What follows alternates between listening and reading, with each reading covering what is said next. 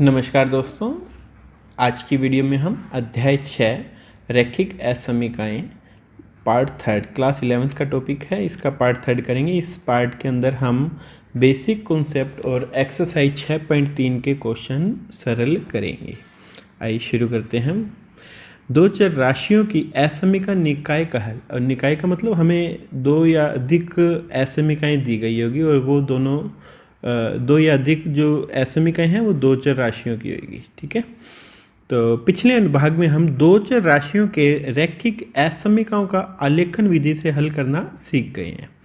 अब हम कुछ उदाहरणों की सहायता से दो चर राशियों की असमीका निकाय को हल करने की विधि स्पष्ट करेंगे। उदाहरण, निम्नलिखित असमीका निकाय, और यहाँ में दो असमीकाएँ दी गई है। x plus y greater than and equal to 5, ये पहली असमीका है, और दूसरी हमें दी गई है x minus y less than and equal to 3 को आलेखीय विधि से हल कीजिए। हम क्या करते हैं, रैखिक असमीका 1 का हल x plus y is equal to 5 रेखा को आकृति में खींच लेते हैं। ठीक है भी, हमने एक आकृति बनाई है।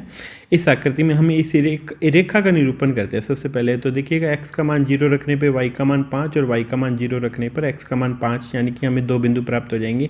एक बिंदु तो ये वाला और एक ये बिंदु ये वाला। ठीक है, और अब देखिएगा, चूँकि यहाँ इस असमीका में इक्वल टू का सिंबल है तो हमने इन दोनों बिंदुओं को डार्क लाइन से मिला दिया। ठीक है, यहाँ तक। अब देखिएगा बच्चों, इस असमीका का हल क्षेत्र ज्ञात करते हैं। हम देखते हैं कि असमीका 1 का हल x plus y is equal to 5 के ऊपरी छायांकित क्षेत्र को निरूपित होता है, जिसमें रेखा पर स्थित सभी बिंदु भी सम्मिलित है। ये जो रेखा प्राप्त हुई हमें, इसके इस ओर का जो ऊपर की ओर का जो क्षेत्र है वो हल क्षेत्र होगा। ठीक है, इधर का वो कैसे हुआ, क्योंकि हमने मूल बिंदु इसके अंदर रखा 0,0। मूल बिंदु रखने पर हमारे पास में 0 greater than and equal to 5 प्राप्त होगा, जो कि असत्य है। अतः इस रेखा के मूल बिंदु के विपरीत ओर का हल क्षेत्र हो जाएगा। ठीक है, यानी कि इधर का क्षेत्र आ जाएगा। अब हम क्या करेंगे, उन्हीं निर्देशांक अक्षों पर हम समीकरण का भी आलेख खींचते हैं। ये जो 2 नंबर है इसका भी आलेख खींचेंगे, जैसे कि आकृति में दर्शाया गया है।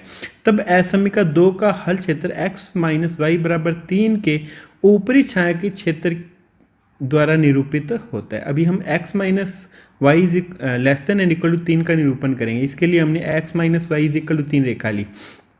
x का मान 0 रखने पर y का मान -3 प्राप्त होगा, और y का मान 0 रखने पर x का मान 3 प्राप्त होगा। तो हमें ये दो बिंदु प्राप्त हो जाएंगे, और इन दोनों को हमने डार्क लाइन से ज्वाइन कर लिया, क्योंकि यहाँ इक्वल टू का सिंबल है। ठीक है भी, अब देखिएगा इसके कौन सी ओर का क्षेत्र होगा। हम मूल बिंदु इसके अंदर रखते हैं। ठीक है, मूल बिंदु 0 0 रखा तो हमें प्राप्त होगा 0 less than and equal to 3।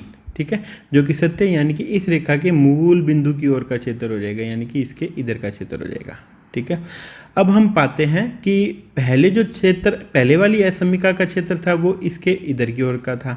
ठीक है, और अब जो दूसरी असमीका उसका जो हल क्षेत्र है वो इस ओर का है। तो दोनों का उभयनिष्ठ क्षेत्र, ये जो ज़्यादा डार्क किया गया है, ये दोनों का उभयनिष्ठ हल क्षेत्र प्राप्त होता है।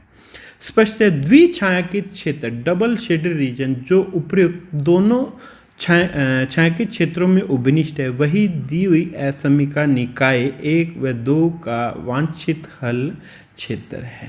ठीक है, तो सबसे पहले हमने 1 का हल क्षेत्र निरूपण किया, फिर 2 का हल किया, फिर हमने उभयनिष्ठ निकाल लिया इनका। ठीक है भी, और उभयनिष्ठ हमें ये जो डार्क शेड किया गया है, ये दोनों का उभयनिष्ठ हल क्षेत्र प्राप्त होता है, और वही इस असमीका निकाय का हल क्षेत्र है। ठीक है, चलिएगा नेक्स्ट एक और उदाहरण लेते हैं अपन। उदाहरण में कहा गया है, निम्नलिखित रैखिक असमीका निकाय को आलेखन विधि से हल कीजिए। यहाँ हमें 3 असमीकाएँ दी गई है, 5x plus 4y less than and equal to 40, और एक दी गई है x greater than and equal to 2 और y greater than and equal to 3। ये 3 असमीकाएँ दी गई है, इनको निरूपित कर लेते हैं हम। सबसे पहले सर्वप्रथम हम समीकरणों 5x plus 4y is equal to 40, x बराबर 2 और y बराबर 3 द्वारा निरूपित रेखाओं के आलेख खींचते हैं, क्योंकि तीनों में इक्वल है। यहाँ भी इक्वल दिया गया और यहाँ भी इक्वल दिया गया। तो इन तीनों रेखाओं के जो आलेख है हमें डार्क लाइन से डिनोट करने होंगे, प्रदर्शित करने होंगे। ठीक है भी, तो हमने इनका आलेख बना लिया। ठीक है भी। x बराबर 2 लाइन है वो मेरे पास में ये लाइन आ गई, y बराबर 3 लाइन है वो मेरे पास में ये लाइन प्राप्त हो जाएगी, ठीक है भी। और 5x + 4y = 40 वो मेरे पास में ये लाइन प्राप्त हो जाएगी, ठीक है। अब तब हम देखते हैं कि असमीका एक, ये जो एक असमीका है इसमें हमने मूल बिंदु रखा, ठीक है, क्योंकि मूल बिंदु से रेखा नहीं गुजर रही है तो हमने इसमें मूल बिंदु रखा और हम पाते हैं कि मूल बिंदु इसे संतुष्ट कर रहा है। तो इस रेखा के मूल बिंदु की ओर का क्षेत्र यानी कि इधर का क्षेत्र आ जाएगा, ठीक है, ये पूरा क्षेत्र आएगा।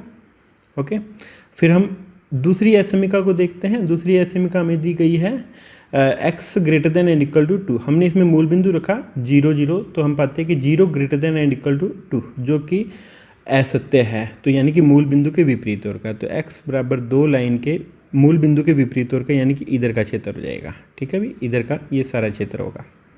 ओके, और फिर y > 3, इसमें भी 0 0 रखा, तो हम पाते हैं कि 0 > 3 जो कि असत्य है, तो यानी कि मूल बिंदु के विपरीत ओर का, ये मूल बिंदु इसके इधर की ओर है तो इसके विपरीत ओर का यानी कि इधर का क्षेत्र हो जाएगा, ठीक है। तो यहाँ से देखिएगा ये कहा गया है असमीका एक रेखा 5x + 4y = 40 के नीचे छायांकित क्षेत्र को निरूपित करता है जिसमें रेखा के सभी बिंदु सम्मिलित है। असमीका 2 रेखा x बराबर 2 के दाहिनी ओर का छायांकित क्षेत्र और असमीका 3 रेखा y बराबर 3 के ऊपरी छायांकित क्षेत्र जिसमें इन रेखाओं के सभी बिंदु सम्मिलित है को निरूपित करता है। अतः सर्वनिष्ठ छायांकित क्षेत्र इन रेखाओं पर स्थित सभी बिंदुओं आकृति दिए हुए रैखिक असमीका निकाय का हल है। तो हमने इन तीनों का उभयनिष्ठ क्षेत्र निकाल लिया, वो हमारे पास में ये प्राप्त होगा, क्योंकि इस रेखा के तो इधर का क्षेत्र आया था, इस रेखा के ऊपर का क्षेत्र था, और ये जो x बराबर 2 लाइन है इसके इस ओर का क्षेत्र था, ठीक है। तो तीनों का उभयनिष्ठ क्षेत्र ये हमें छायांकित भाग प्राप्त हो जाएगा, और इन रेखाओं के बिंदु भी इनमें सम्मिलित है, क्योंकि सारों में तीनों असमीकाओं में इक्वल टू के सिंबल थे, इसलिए हमने इनको डार्क लाइन से डिनोट किया है। उम्मीद है आपको ये प्रश्न समझ में आया होगा। एक और उदाहरण लेते हैं अपन। बहुत सी व्यवहारिक स्थितियों में जो असमीका निकाय से युक्त है, चर राशियां x और y ऐसी राशियां होती है जो ऋणात्मक नहीं हो सकती। उदाहरणतः उत्पादित इकाइयों की संख्या, क्रय की वस्तुओं की संख्या, काम करने में लगे घंटों की संख्या आदि। स्पष्टतः ऐसी परिस्थितियों में x > 0 और y > 0 हल क्षेत्र प्रथम चतुर्थांश में होता है। आइए अब हम ऐसी असमीका निकाय पर विचार करते हैं जिनमें x > 0 और y > 0 है। हमने एक असमीका निकाय लिया, निम्नलिखित असमीका निकाय जो आलेखीय विधि को आलेखीय विधि से हल कीजिए। यहाँ में असमीका निकाय दिए गए 8x + 3y <= 100, x > 0 और y > 0। ये दोनों तो प्रथम चतुर्थांश को व्यक्त करेगी, x > 0 और y > 0। अब हम इस असमीका को भी प्लॉट कर लेते हैं। तो हम रेखा 8x + 3y = 0 का आलेख खींचते हैं। इसके लिए हम बिंदु ज्ञात कर लेते हैं। x का मान 5 रखने पे y का मान 20 प्राप्त हो जाता है, x का मान 8 रखने पर हमें y का मान 12 प्राप्त होता है। हमने इन बिंदुओं को ग्राफ में प्रदर्शित कर लिया, ठीक है भी। एक बिंदु ये हो गया, और 5,20 बिंदु है, 5,20 बिंदु, एक बिंदु ये आ जाएगा, ठीक है, और एक 8,12 बिंदु है हमारे पास में 8 वाली लाइन पे। यहाँ लगभग 12 पे हमें ये बिंदु प्राप्त हो जाएगा, ठीक है भी। यहाँ 8 के लगभग यहाँ 12 बिंदु प्राप्त हो जाएगा। हमने इस रेखा को ग्राफ में प्लॉट कर लिया, ठीक है। क्योंकि हमने इस लाइन को डार्क लाइन से बनाया है, क्योंकि यहाँ इक्वल टू का सिंबल गिवन है हमें। ओके, अब देखिएगा हम इस असमीका का हल क्षेत्र ज्ञात करते हैं। हल क्षेत्र ज्ञात करने के लिए हमने इसमें मूल बिंदु रखा, ठीक है। मूल बिंदु रखते हैं तो हमें 0 < 100 प्राप्त होता है, जो कि सत्य, यानी कि इस रेखा के मूल बिंदु की ओर का क्षेत्र हो जाएगा, इधर का क्षेत्र। और प्रथम चतुर्थांश ये है, तो उभयनिष्ठ हल क्षेत्र मुझे ये पूरा प्राप्त हो जाएगा, ठीक है। असमीका 8x + 3y <= 100 में इस रेखा के नीचे के छायांकित क्षेत्र को निरूपित करता है, जिसमें रेखा 8x + 3y = 0 के सभी बिंदु सम्मिलित हैं। क्योंकि 8x + 3y <= 100 ये हमें गिवन था, ये हमें इक्वल टू दिया गया था, इसलिए इस रेखा के भी सभी बिंदु सम्मिलित है। अतः त्रिविध छायांकित ट्रिपल शेडेड क्षेत्र का प्रत्येक बिंदु जो प्रथम चतुर्थांश में है तथा जिसमें रेखाओं के बिंदु भी सम्मिलित है, दिए हुए असमीका निकाय का हल निरूपित करता है। ठीक है भी। तो x greater than and equal to 0 और y greater than and equal to 0 प्रथम चतुर्थांश था, इसके हल क्षेत्र को व्यक्त कर रहा है। और 8x plus 3y less than and equal to 100 यानी कि इसके इधर का क्षेत्र व्यक्त कर रहा है। तो प्रथम चतुर्थांश में ये जो शेडेड रीजन है यही इस असमीका निकाय का आलेखीय हल है। ठीक है, एक और उदाहरण करते हैं अपन अधिक जानकारी के लिए। निम्नलिखित असमीका निकाय को आलेखीय विधि से हल कीजिए। x plus 2y less than and equal to 8 and 2x plus y less than and equal to 8 and x greater than and equal to 0, यहाँ इक्वल टू भी आएगा। ठीक है, और y greater than and equal to 0, यहाँ equal to के symbol नहीं लगे हुए हैं, वो हम लगा लेते हैं। ठीक है, मिस प्रिंटिंग होगी थोड़ी, यहाँ भी इक्वल टू और यहाँ भी इक्वल टू।